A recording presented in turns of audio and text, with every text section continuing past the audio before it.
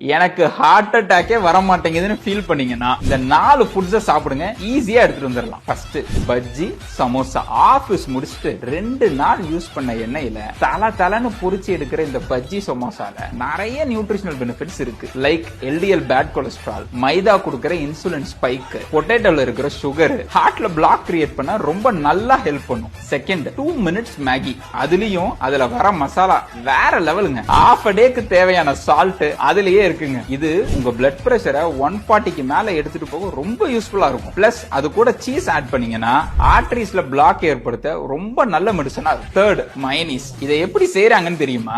1 litre எண்ணெயில 2 egg போட்டு garlic mix பண்ணா மைனஸ் ரெடி. இப்ப பாத்தீங்கன்னா 1 டேபிள் ஸ்பூன்ல 10 கிராம்ஸ் ஃபேட் இருக்கு. சோ இது கூட நீங்க எடுக்கிற ஃபுட்ஸ் எல்லாமே லாங் டேர்ம்ல ஆர்டரிஸை டேமேஜ் பண்ணி பிளாக் growthக்கு ரொம்ப ஹெல்ப் பண்ணும். லாஸ்டா இந்த பீஸா பர்கர் வாங்கும்போது கோ ஃபார் காம்போஸ். அதுவும் இந்த cheese burst, coke with French fries எல்லாம் நல்ல ஆப்ஷன்ஸ்ங்க. அப்பதான் நான் மேல சொன்ன எல்லாத்தையும் ஒரே டைம்ல உங்களால எக்ஸ்பீரியன்ஸ் பண்ண முடியும். அவ்வளவுதாங்க மேட்டர். ஹார்ட் அட்டாக்கை ஈஸியா எடுத்து வந்துடலாம். அண்ட் இதை அச்சீவ் பண்றதுக்கு இதையெல்லாம் தீயா சாப்பிடுற ஒரு ஃப்ரெண்டுக்கு இதை ஷேர் பண்ணுங்க.